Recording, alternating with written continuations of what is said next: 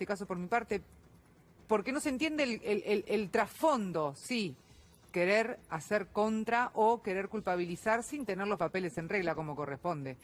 Cintia García, estamos aquí junto con Natalia Salvo, que es abogada. ¿Cómo estás, Natalia? Hola, ¿cómo están? Gracias Buenas por noches. venir, buenas noches. Ustedes. Bueno, a ver, se lo había llamado a declarar a Stornelli 8 veces, nunca se presentó, se presentó la octava, ahora está en papel de víctima justamente porque lo que le impidieron fue salir del país, claramente por una cuestión como se hace con todos, ¿no? No puede salir para no entorpecer la causa. Y todavía tenemos que soportar que un fiscal esté en funciones. Sí, básicamente lo que dijo el juez Ramos Padilla, que hay un fiscal federal que forma parte de una organización ilícita paraestatal. Esto es gravísimo, solamente, o sea, no es incluso pone de relieve o dice que es muy grave que un funcionario público haya desoído los llamados de un juzgado y de los organismos superiores. Es decir, Stornelli apelaba a una justicia delirante, que es una justicia que no se basaba en el expediente, sino en los medios. Por eso recorría los medios de comunicación. Algunos medios de comunicación, desde ya, bueno, vemos las imágenes. Porque Pablito Messina, por ejemplo, lo corrió durante un montonazo de cuadras para tratar de sacarle una palabra y le bajaba el micrófono. Y aparte con un discurso muy, muy peligroso para la democracia, que es el complot. Él decía que había una causa judicial, que en este caso la inició mi cliente, que después tuvo y tiene una batería de querellantes y un montón de operaciones ilegales, como decía recién él, pero digo, habla de un complot de la causa Cuadernos. Esto fue lo que se dijo todo el año pasado. Y la verdad es que no había ningún complot, porque lo que había era pruebas de que el señor fiscal era parte de una organización ilegal y que usaba su función para extorsionar, para intimidar y para armar y direccionar causas judiciales. Fiscal Stornelli, ¿qué es lo que más te llamó la atención de estos chats en los que quedó reflejada la relación del fiscal con Marcelo D'Alessio? ¿Qué es lo más burdo que viste o que veías de esa relación?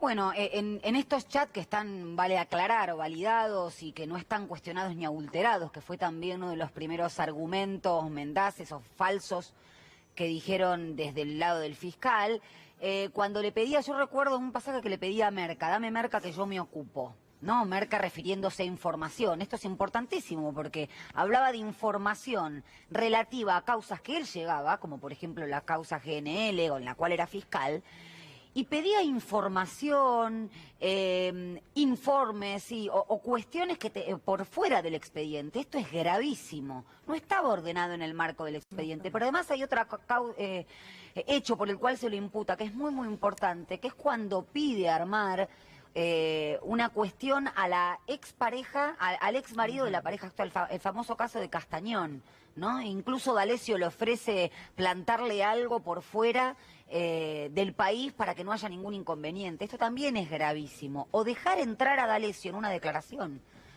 O sea, D'Alessio no era abogado. Y además hay otra cosa que es muy importante y que mucha gente no sabe. Ya Pablo Barreiro, que incluso fue un hecho por el cual se amplió el procesamiento, le había hecho saber que había alguien, que en este caso era D'Alessio, que estaba usando su nombre para extorsionar. No quedó constancia en ningún expediente de esta situación. En más, unos días después, D'Alessio fue a declarar en el marco de la causa GNL para intentar levantar una causa que estaba muerta, porque el peritaje o la prueba que la basaba era un peritaje que fue declarado trucho, ¿no? Que fue basado, creo que en un rincón de internet, el rincón del vago o algo por el estilo, una vergüenza.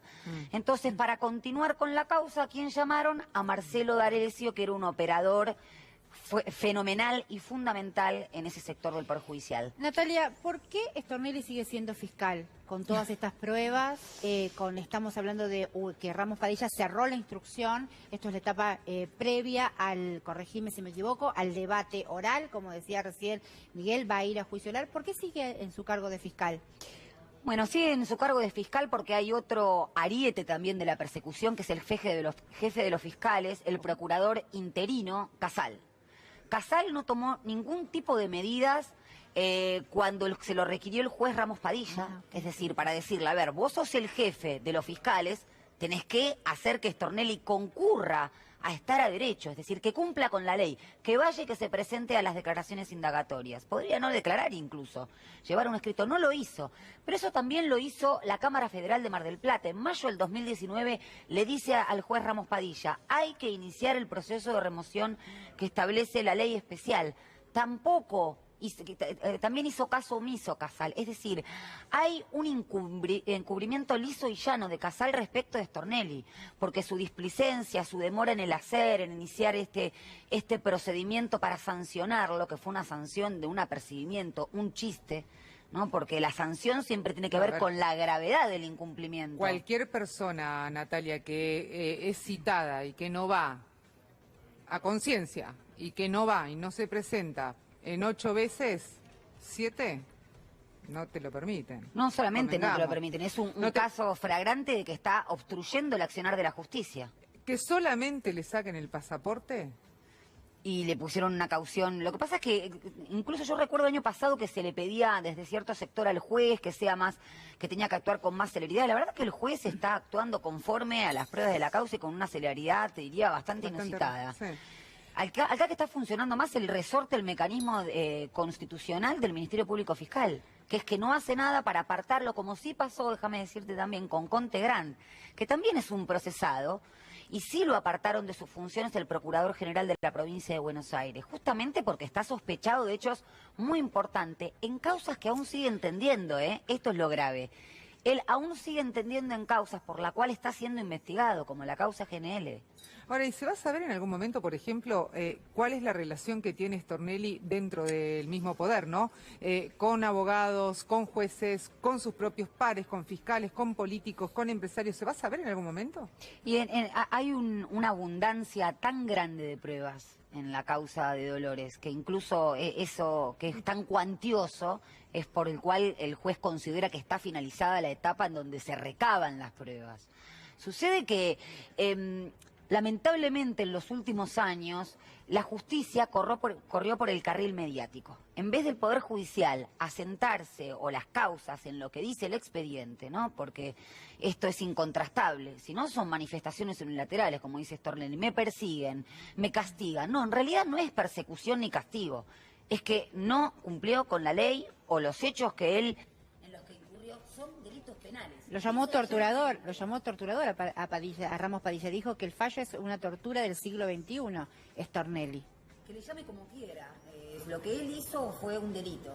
Si él le quiere poner tortura o le quiere poner, o sea, utilizar cualquier tipo de eufemismo... Bancame un segundito porque tenemos que hacer la pregunta de Miguel, porque Miguel, te veo que estás saliéndote de la vaina. A ver qué es lo que tenías para decir. Natalia, claro, lo que te quería consultar es de estas pruebas que vos estás viendo que hay en la causa, que tienen que ver con operaciones de inteligencia. ¿Cuáles son las que te fueron en el transcurso de este tiempo llamando más la atención? Porque hay muchos casos en los que fueron describiéndose en los medios o apareciendo en los medios periodistas como voceros de lo que había hecho Marcelo D'Alessio. Hasta ahora Marcelo D'Alessio se le conoce un vínculo muy fuerte con Patricia Bullrich, se conoce que está Pablo Piramonti como uno de los arietes más importantes de la estructura formal de la AFI, del aparato de inteligencia de Cambiemos, participando en esto, y en toda esta banda o en toda esta organización hay responsables políticos. ¿Cuáles son los responsables políticos que viste que aparecen en la causa de estas 50 operaciones de inteligencia? Bueno, la conexión justamente política que existe, además de que el Ministerio de Seguridad que gestionó Patricia Bullrich en su momento, que vale aclarar, no era el nieto que manejaba su celular, sino ella misma, ¿no? Tuvo una fuerte participación, pero yo creo que hay que aclarar y ver todas las causas judiciales que parecen un archipiélago de causas o causas desarticuladas. Hay que verlo como un plan de espionaje y de inteligencia legal que hizo la anterior gestión macrista justamente para precarizar derechos, porque también es importante ver para qué se espiaba, para perseguir opositores políticos, para hacer lo que desde la política no se podía hacer, que era construir mayorías. Bueno, lo hacían utilizando la justicia como instrumento de persecución.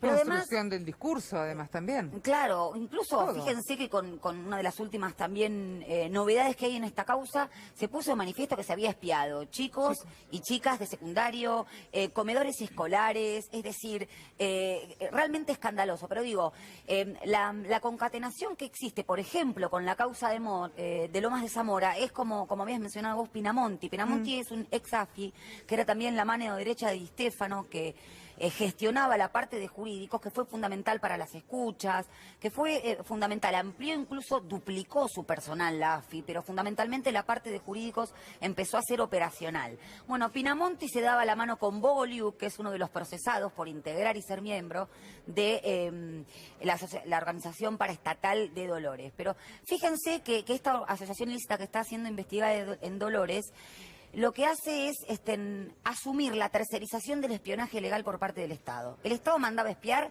bueno, tercerizado ilegalmente en esta organización paraestatal. Y en Lomas lo hacía desde el mismo Estado.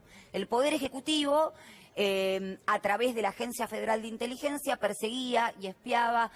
Y lo fundamental es ver que lo hacía con fines judiciales y políticos, el armado de causas, el direccionamiento de los testimonios de denunciantes, de arrepentidos, bueno, Fariña se me viene a la cabeza, y con fines políticos, es decir, modificar a la opinión pública cuestiones políticas que están absolutamente prohibidas por la ley de inteligencia. Y desde ya teniendo presente la historia nefasta de nuestro país, donde los servicios de inteligencia fueron utilizados de manera oscurantista para perseguir opositores políticos. Natalia, ¿cómo fueron utilizados desde los medios de comunicación? Porque está acusado Daniel Santoro, el periodista de Clarín, de formar parte de la banda, de haber cometido distintas irregularidades. Y también hubo muchos periodistas que tuvieron contacto como fuente de información con Marcelo D'Alessio y no fueron acusados como Daniel Santoro. ¿Cuál es la diferencia entre la relación que tuvo Daniel Santoro con Marcelo D'Alessio y el resto de los periodistas? Bueno, básicamente que Daniel Santoro lo hizo con dolo, con intención. Es decir, no fue engañado, como dijo o sostuvo él. Sostiene. Y que sostiene él. No fue engañado. Y hay otra cosa que me parece muy importante destacarlo, porque el juez lo hace in extenso en la resolución. Y es que no está siendo condenado por el contenido de sus publicaciones, ni tampoco se le pidió que revelara las fuentes, que está protegido de manera constitucional. Incluso el juez en una nota del fallo dice: Santoro hizo uso de su derecho de no mostrar su celular, que aparte dijo en una nota con perfil el año pasado que lo había borrado por todos los contactos que tenía con políticos y con juristas, y para contrastar la información que había en el teléfono de D'Alessio. Y no fue procesado o ampliado su procesamiento por eso, simplemente porque él fue un engranaje fundamental en la arquitectura de esta organización paraestatal, criminal paraestatal. ¿Por qué? Porque sus participaciones en programas televisivos lo que hacía era coaccionar y extorsionar, como el caso de Cifuentes, y no incurrió en errores materiales. Uy, me equivoqué, no porque estaba presente en entrevistas donde entrevistados habían estado por coacción, como en el caso de Bruce Adobat, tenía conocimiento o era presentado D'Alessio por parte de Santoro, esto lo dijo el mismo Stornelli, como agente de la EA, de la NSA. Estuvo presente cuando D'Alessio apretaba incluso con armas de fuego en restaurantes. Él sabía la metodología, los mecanismos que implementaba Era parte D'Alessio. de la asociación ilícita. Era parte, además, lo hacía de manera sostenida, porque no es un hecho aislado, desarticulado. Lo hacía de manera sostenida en el tiempo y su participación fue fundamental de manera dolosa. Esto es importante destacarlo. Pero ¿por qué, Natalia, entonces, si fue fundamental en materia dolosa, si fue fundamental su aporte, por qué sostiene Santoro que en realidad lo que hay hacia él es una persecución político-judicial? Lo sostiene porque tiene un plafón atrás que lo sostiene también. Si lo diría cualquier periodista de un medio, de una cooperativa, a nadie le daría crédito a lo que dice. Santoro es el jefe de judiciales de un diario monopólico que tiene el uso de la palabra, que construye sentido común, que se ha encargado sistemáticamente de también ser un engranaje fundamental para crear este sentido común, pero por sobre todas las cosas que estaba enterado de que a Santoro le estaban vendiendo pescado podrido. Y utilizo esta expresión que fue la que utilizó Codina, un empresario, para hablar con Roa, que creo que es también jefe de redacciones de Clarín, y le dijo, le están vendiendo a Santoro pescado podrido. Y él dijo, yo confío plenamente. Es decir, ya tenían conocimiento de esta situación, Santoro era el vocero de Carrió, eso surge incluso de las conversaciones telefónicas. Santoro participó exhaustivamente de la causa GNL y de la operación de persecución a Barata, de Vido, y así estaba en el archivo, un archivo que se denominaba Síntesis de Investigaciones Actuales y que fue encontrado en la computadora de D'Alessio. Esto es terrible. O sea, en la computadora de D'Alessio ya se decía que en un tiempo iba a caer la pericia de la causa GNL y que iban a escribir un libro para justamente intentar reflotar a través de la declaración de D'Alessio esta causa. Natalia, muchísimas gracias. No.